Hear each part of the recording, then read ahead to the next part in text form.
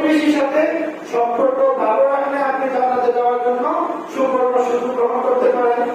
আমরা রাসূল সাল্লাল্লাহু আলাইহি ওয়াসাল্লামের হাদিস এবং আল্লাহ রাব্বুল আলামিনের কোরআনের আলোকে কোরআন শরীফে আল্লাহ রাব্বুল আলামিন বলেন সূরা মাউনের মধ্যে যে প্রতিবেশী অনেক সময় আপনার বড় খুঁটিনাটি কিছু জিনিস আছে আপনার বলে নাই, প্রতিবেশী বলে হাঁটতে যান, এরকম হয় না?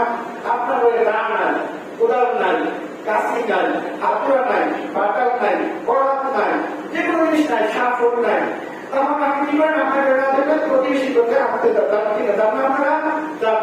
রাসূল সাল্লাল্লাহু আলাইহি ওয়াসাল্লাম বলেন কেউ যদি এইভাবে প্রতিবেশী খুঁটিনাটি বিষয়ে যদি আপনার কাছে আসে, যদি আপনি না দেন, তাহলে এটা কবিরা গুনাহ।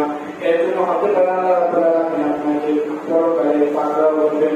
অতএব এই এগুলো থাকলে আপনারা তাদেরকে দিবেন, কারণ আত্মীয়তা বাড়বে, সম্পর্ক বাড়বে। আপনার কোরআন আছে, কোরআন আছে, আপনি তাকে দিলেন না, সে মনে হলো আচ্ছা ঠিক আছে কালকে আসো, আমার পুরো তোমার দিব না। এইভাবে না দিতে দিতে সম্পর্ক বিচ্ছেদ হয়ে যাবে, ঠিক কিনা? আপনার যেটা নাই ওইটা অর্ডার আছে, অর্ডার যেটা নাই আপনার অর্ডার আছে। আপনি বিভিন্ন আছেন, আপনি টাকাতে সাহায্য করবেন। এই আপনার আত্মীয় স্বজন আছে, অনেক ছেলে আছে, মেয়ে করে দূরে বিয়ে দিচ্ছেন, ছেলেগুলো থাকে বিদেশ, ছেলেগুলো টাকা বিভিন্ন জায়গায়, আপনি হঠাৎ করে বিপদে পড়ছেন, সবার আগে কে আপনার কাছে আসবো? প্রতিবেশী। কে আসবো? প্রতিবেশী।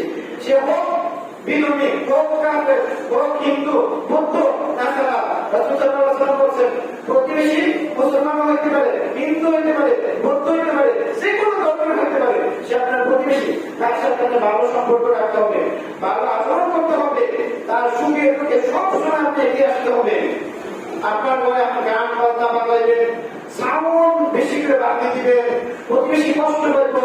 আপনাকে যদি বলে দয়া করে গানটা বন্ধ করুন, সাউন্ডটা বন্ধ করুন, সমাজে এরকম লোক আছে, তখন সে বলে আমার গ্রামে যা খুশি তা করবো, বলে কিনা এরকম?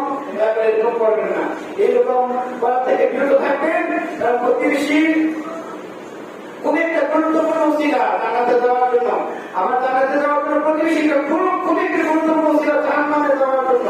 প্রতিবেশীকে দয়া করে কষ্ট দিবেন না, তাদের সাথে আপনারা ভালো সম্পর্ক রাখেন, সুখে দুঃখে সবসময়। কোরআন শরীফে আল্লাহ রাব্বুল আলামিন সূরা 10 নম্বর আয়াতে বলেন যে প্রত্যেক মুমিন অপর মুমিনের ভাই, তোমরা যদি ঝগড়া বিবাদ থাকো, তোমাদের দায়িত্ব হয়েছে আল্লাহ রাব্বুল আলামিন এবং কি কোরআনের আলোকে তাদের ঝগড়া মীমাংসা করে দেওয়া। অতএব দয়া করে আমরা প্রতিবেশীকে ভালোবাসবো, ঘরে ভালো রান্না বান্না হলে প্রতিবেশী যারা আছে গরিব দুঃখী তাদের প্রতি আমরা খোঁজ করে রাখবো, তাদেরকে দান করবো। এইভাবে যেন আল্লাহ রাব্বুল আলামিন আমাদেরকে প্রতিবেশী সম্পর্কে ভালো আচরণ এবং তাদের সাথে ভালো সম্পর্ক রাখার তৌফিক দান করেন। সবাই বলি আল্লাহুম্মা আমিন।